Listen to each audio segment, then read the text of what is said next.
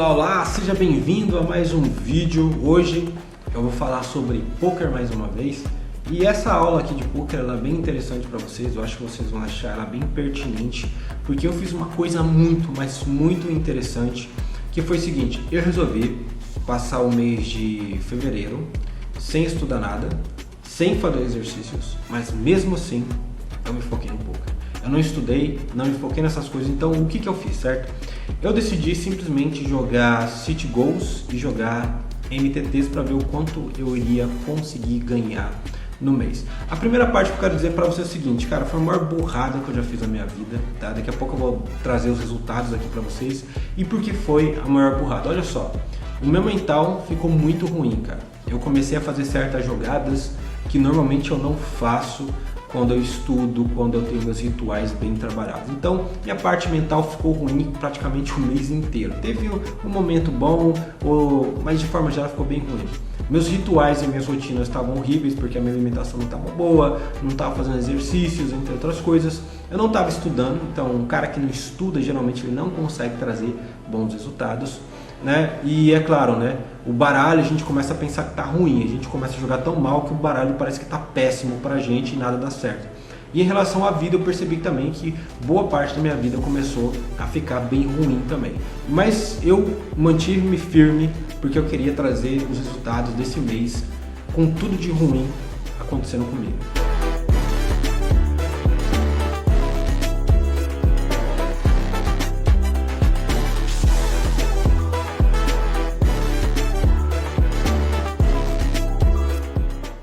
Primeiro mês de fevereiro foi exatamente um mês de aprendizado sobre do que não fazer, certo? E o mês de, estou pensando talvez no mês de abril, começar já a fazer essa segunda estratégia para vocês de uma forma controlada e marcada como eu fiz aqui. Isso é muito importante para vocês verem, porque se vocês querem ser uma pessoa que tem chance de alcançar o sucesso, uma pessoa que quer melhorar no poker, cara, é preciso que você estude, que você se comprometa, que você realmente faça acontecer, que você pense ou tente pensar fora da caixa para você entender o porquê que você está perdendo e outras pessoas estão ganhando, né? Você ter essa mente aberta para isso vai fazer enorme diferença e isso vai te ajudar, cara, na sua vida, com seus amigos, com a sua esposa, com os seus filhos, porque você vai se tornar uma pessoa melhor, certo? Uma pessoa que realmente tem mais controle sobre a forma como que ela organiza e configura a vida dela, permite também que ela tenha mais controle e também organize e configure melhor a vida dela como jogadora de pôquer, ou até mesmo a vida dela como profissional de pôquer, certo? Então é importante você não ter pressa e não pular e não ir pulando aí os degraus. Então vamos alguns números aqui interessante para você entender, já que eu não estudei, não coloquei nada em prática, certo? Então foi o seguinte, olha só, nós jogamos aproximadamente algo em torno de 1.000 a 1.500 City Goals, tá? E desse total de valor nós ganhamos 112 dólares, tá? Ganhamos 112 dólares, foi o nosso lucro bruto, já que a gente não descontou as despesas que a gente teve envolvendo o poker, tá? Então daqui a pouco eu vou falar sobre isso.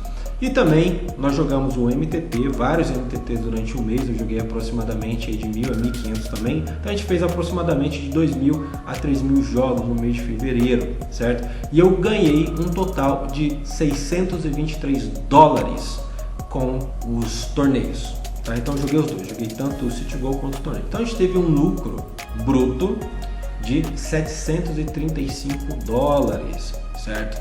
Só que eu tive algumas despesas no mês, eu tive que tirar aproximadamente 610 dólares. Então quanto que me sobrou, quanto de lucro eu tive no mês de fevereiro jogando poker? Eu tive 125 dólares de lucro no mês, de lucro líquido, né?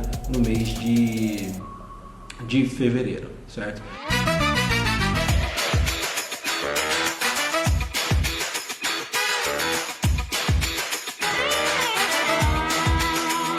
E aqui tem alguns pontos que eu acho interessante a gente estar falando aqui, porque por mais que eu tenha jogado muito mal, eu já tenho conhecimento suficiente para destruir aqueles caras mesmo que eu não estude nada, certo? Então imagina um cara que joga 50 lá, por exemplo, se ele não estuda nada, ele vai continuar batendo os de 11, os de 22, com uma tranquilidade, até porque ele já passou por aquele limite, ele sabe o nível dos caras ali embaixo, sabe marcar os caras certinho, entre outras coisas. Agora, se você não tem o conhecimento, certo? e não consegue bater, mal consegue bater os de 5, por exemplo, ou os de 4, ou os de 3, meu caro, você vai ter uma grande dificuldade aí, porque você não tem o conhecimento para lucrar com frequência, certo? Eu já imaginei, do jeito que eu fiz esse mês e tive esse lucro, imagine estudando quanto de lucro eu tenho. Eu quero colocar alguns pontos aqui que são extremamente relevantes, tá? Sobre o que eu senti, o que aconteceu, e que é justamente o que vocês vão passar muitas vezes. Olha só, eu tive muita dificuldade, tá?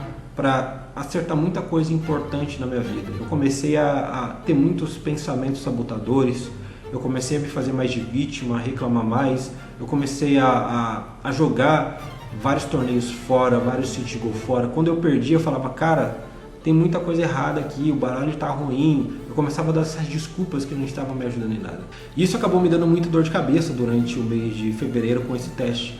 Eu percebi que isso tirava muito de mim, gastava muita energia, eu ficava estressado muito mais rápido, com maior frequência, eu tinha mais dificuldade para conectar os pontos, né, já que o meu corpo e minha mente não estavam saudáveis, né, e eu não estava estudando, entre outras coisas. Isso acabou me impedindo de fazer as conexões corretamente nas leituras de mão. Eu chegava na reta final e tem várias situações onde eu pego, por exemplo, Ás e Rei e chovava, né, e eu acabava perdendo, caindo, não chegava na mesa final. E aí eu lembrei de outras coisas que eu estudei antes, que é o seguinte: se você está numa reta final, por exemplo, o seu objetivo não é ficar indo para alta variância quando você não tem necessidade disso. Então tem muitas situações onde você vai pegar, por exemplo, Ás e Rei, e ao invés de você dar uma tribet ou apostar tudo, você vai pagar para ver o flop, né? Uma dama-dama, um Ás-dama, você vai pagar para ver o flop em certas situações. Em outras situações, você vai querer apostar tudo com essas mãos, você vai querer ir para cima, colocar o máximo de pressão numa reta final. Então eu percebi que eu joguei fora várias retas finais, né, por causa de eu não estar bem. Ou começava o dia, perdia e jogava tudo fora. Porém, nós tivemos algumas cravadas, né? Teve um dia que eu cravei 2 torneios de 3,30. Um deles eu ganhei, se não me engano, acho que 200 e alguma coisa, e o outro 100 e alguma coisinha. Eu também cravei vários torneios pequenos, né, que pagava 80, 50, porque são os limites que eu jogo, né? Eu jogo de 1 a 4, de 1 a 5, então eu acabo me dando muito bem.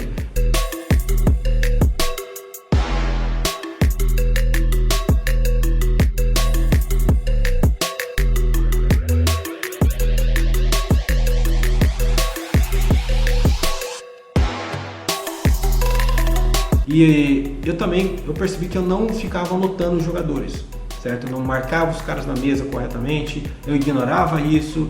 Eu chegava, por exemplo, numa reta final, eu abria o YouTube e começava a assistir alguma coisa, eu colocava um filme, colocava uma série, abria um jogo, né? Por quê? Porque eu não estava nada bem. Então eu percebi que isso acabou destinando muito do meu foco, da minha concentração. E só que isso não me afetou apenas nas mesas. Olha só que interessante, isso me afetou fora do poker.